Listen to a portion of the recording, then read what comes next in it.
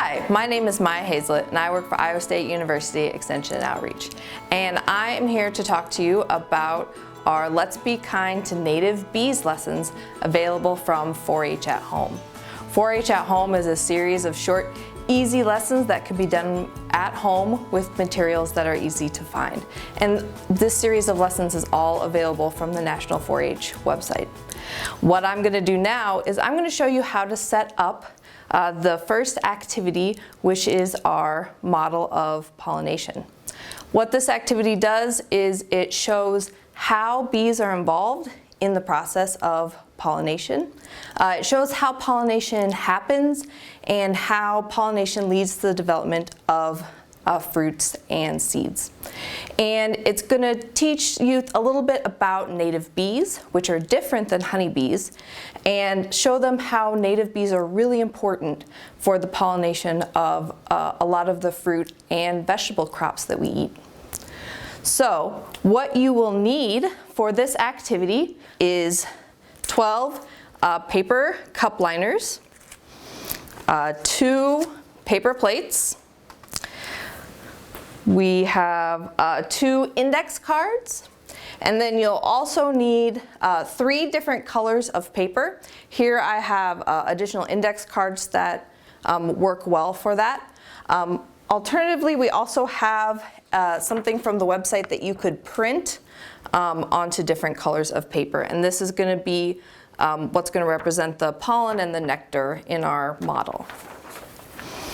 You will also need tape, a plastic spoon, scissors, a pen, and a marker.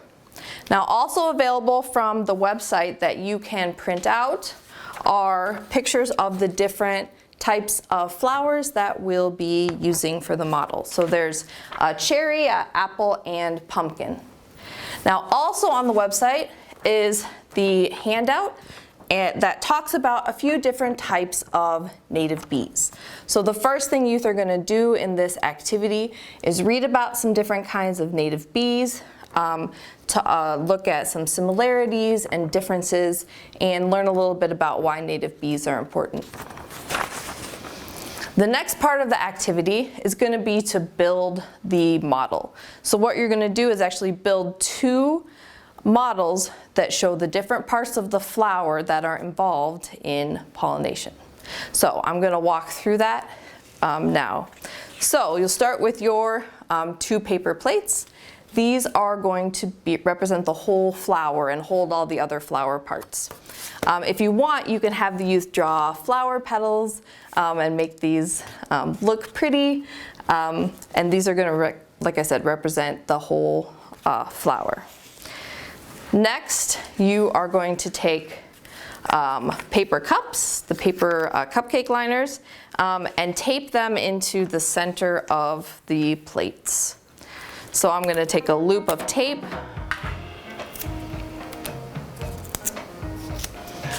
put it on the cupcake liner, and put it in the center of the plate. So this is going to be where the nectar is located. Nectar is often in the center of the flower, and it is the food for the bees. So they're trying to get to that nectar. And then you're going to do that for both of your flower models. The next thing we're going to do is build the center part of the flower that has the stigma on it. And the stigma is the part of the flower that the pollen needs to land on in order for that flower to get pollinated. So I'm going to take one of the index cards and roll it into a tube. And I want it to be a tube small enough that it's going to be able to fit inside the cupcake liner. So I'm going to roll my tube to the size that I want and use the tape to keep the tube shape. And then this is going to get taped into the center of the flower. So I'm taping on one side of the tube and taping it down. So there's our And then to make the stigma on top, I'm going to take more tape, pinch this top closed, and then use additional tape to keep that closed. All right, so the stigma is actually sticky. It helps the pollen adhere. So to make the sticky stigma, I'm going to make 3 more loops of tape and attach those on top. And this will make the stigma.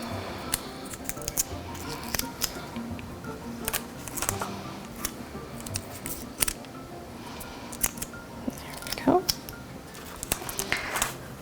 Then to remember that this is the stigma, just like with our nectar, you can write stigma on the tube.